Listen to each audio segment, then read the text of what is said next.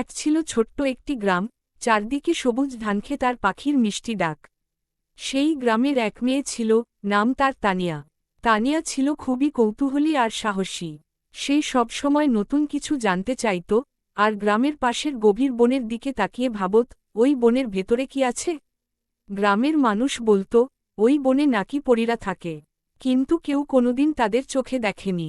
তাই সবাই ওই বনের কাছে যেতে ভয় পেত। কিন্তু তানিয়ার মনে ভয় ছিল না, বরং ছিল এক অদ্ভুত টান। একদিন বিকেলে, সূর্য যখন ডুবতে শুরু করেছে, তানিয়া চুপি চুপি বনের দিকে হাঁটা দিল। বাতাসে তখন ফুলের মিষ্টি গন্ধ, আর গাছের পাতার ফাঁক দিয়ে সোনালি আলো পড়ছে। কিছুটা ভেতরে যেতেই হঠাৎ সে দেখতে পেল এক অদ্ভুত আলো ঝলমল করছে। তানিয়া ধীরে ধীরে সেই আলোর দিকে এগিয়ে গেল। কাছে গিয়ে সে অবাক হয়ে দেখল, একটি ছোট্ট পরী।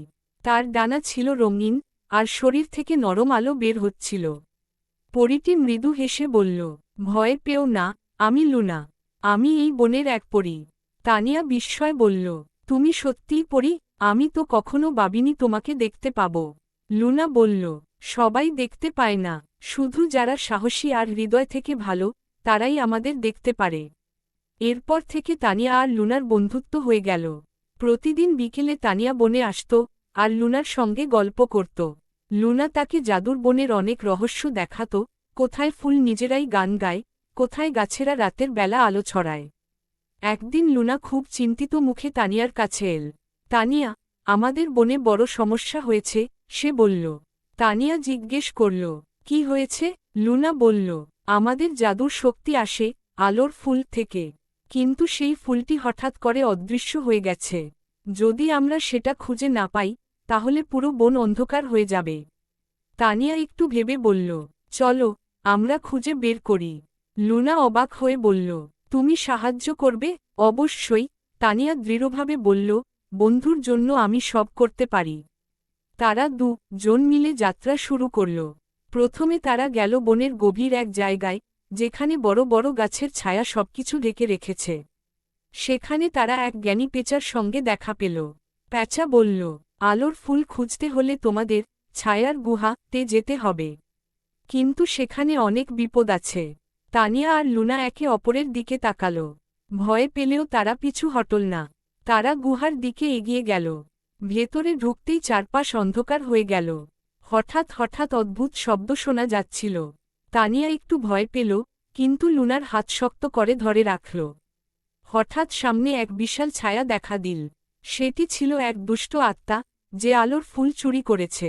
দুষ্ট আত্মা গর্জে উঠল, কে আমার গুহায় এসেছে? তানিয়া সাহস করে বলল, আমরা আলোর ফুল ফেরত নিতে এসেছি।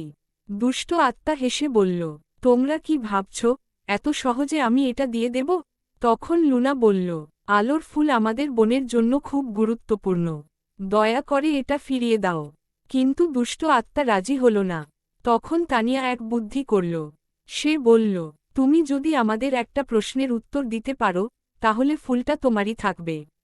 কিন্তু যদি না পারো, তাহলে আমাদের দিতে হবে। দুষ্ট আত্মা চ্যালেঞ্জে রাজি হয়ে গেল। তানিয়া প্রশ্ন করল, এই পৃথিবীতে সবচেয়ে শক্তিশালী জিনিস কি? দুষ্ট আত্মা অনেক ভেবে বলল, শক্তি, ভয়, আর অন্ধকার। তানিয়া মাথা নেড়ে বলল, না, সবচেয়ে শক্তিশালী জিনিস হল ভালোবাসা আর সাহস। কারণ এগুলো সব অন্ধকারকে হারাতে পারে। দুষ্ট আত্মা চুপ করে গেল। সে বুঝতে পারল, তানিয়ার কথা সত্যি। তার শক্তি ধীরে ধীরে কমে গেল। শেষ পর্যন্ত সে আলোর ফুলটি ফিরিয়ে দিল। তানিয়া আর লুনা ফুলটি নিয়ে বনের কেন্দ্রে ফিরে এল। ফুলটি আবার জ্বলে উঠতেই পুরো বন আলোয় ভরে গেল। গাছ, ফুল, আর পাখিরা যেন আনন্দে নাচতে শুরু করল। লুনা খুশি হয়ে বলল, তানিয়া,